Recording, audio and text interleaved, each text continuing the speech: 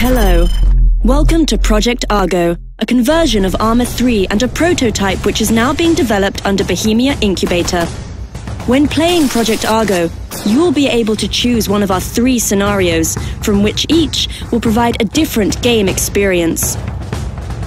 To enjoy the peak of tactical planning, try Clash. The largest gameplay area and slowest gameplay pace offers space for tactical maneuvering, flanking and long-distance battles. In Clash, clouds and flames fight over a part of Malden on which some of the valuables from USS Argo have landed. The goal of both teams is to gradually seize sectors in the area by flying the faction flag and eventually to attempt to capture the enemy base. At the beginning, both teams start with 3 owned sectors from which they embark to neutral points placed in the center of the battlefield. If they successfully seize one of these neutral points, a route deeper into enemy territory opens up. During the phase concerning neutral points, both factions are in the position of attacker. In the event of fighting over owned sectors, one of the factions is always defending their position, while the other is invading their territory. Attacking one faction's base is always unique, as this phase can be one of the most challenging to complete.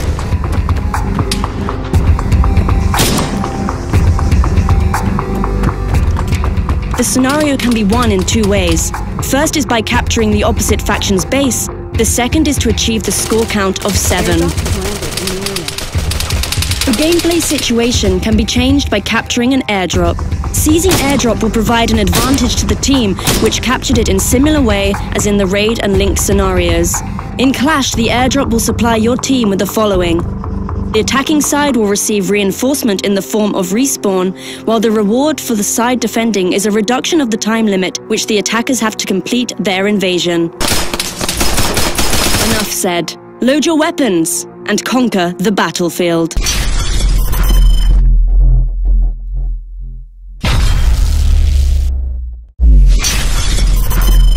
Hello. Welcome to Project Argo, a conversion of Arma 3 and a prototype which is now being developed under Bohemia Incubator. Upon entering the game, the player is able to choose from 3 different scenario types. Each scenario is different and there is something for everyone. For example, Raid is distinctive for its medium-paced, tactical 5 vs 5 gameplay, taking place in a rather small, predefined and restricted area.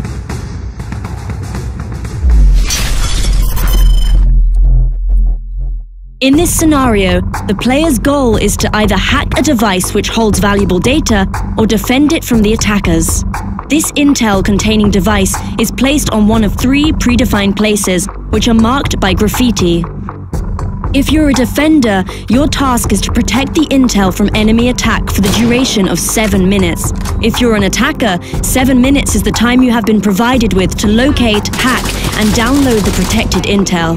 Help your team fulfill the win condition 3 times to win the whole match. Every raid compound has a certain number of entry points.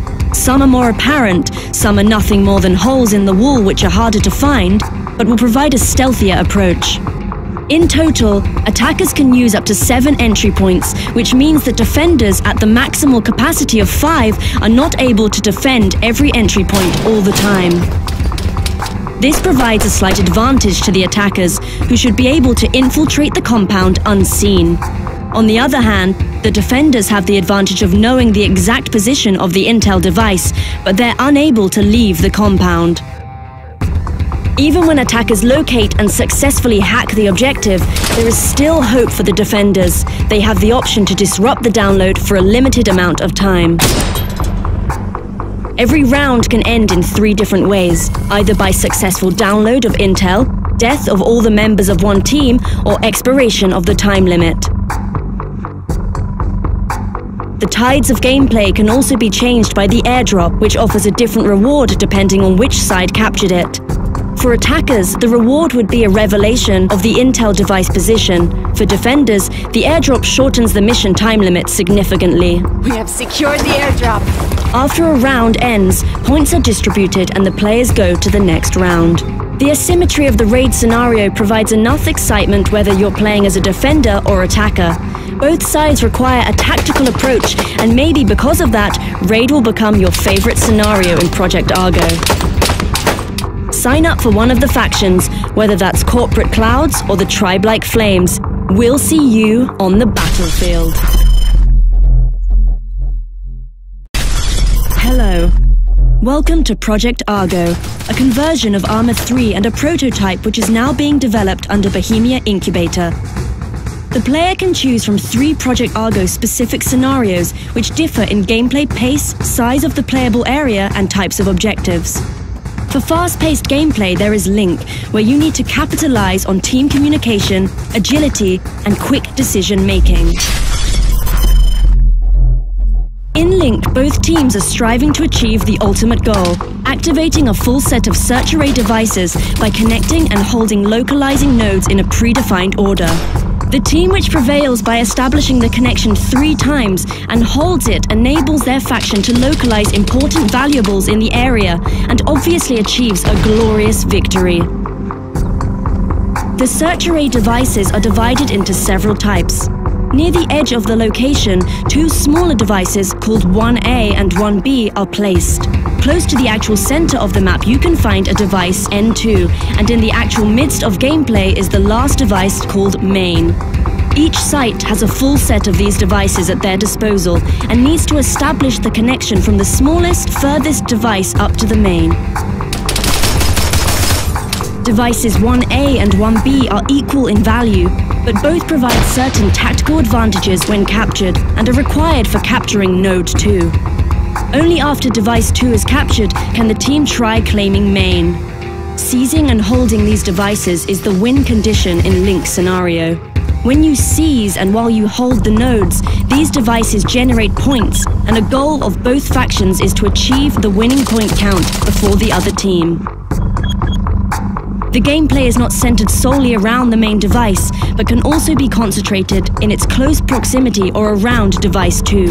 But be warned, the function of this device can be disrupted by the enemy, and this could put your whole mission in jeopardy. When capturing the node, be aware of your surroundings, and don't hesitate to bring another friendly player with you, or even go scramble the enemy node to keep them busy.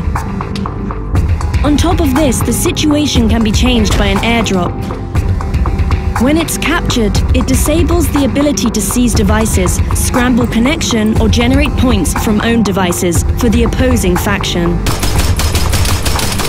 A mechanic which distinguishes Link scenario from the others the most are the respawn tickets. Respawn tickets allow players to quickly return to the battle after they have been eliminated. At the start of the match, both factions have 5 respawn tickets at their disposal. These are depleted by respawning or friendly killing. Respawn tickets can be regained by eliminating a player from the opposing faction. The round can end in 3 different ways. Firstly, depletion of respawn tickets by one faction. Secondly, expiration of the time limit, which will result in victory for the faction which was able to generate more points from their devices. Or thirdly, when one of the factions achieves the target point count. Choose one of the factions and get to linking.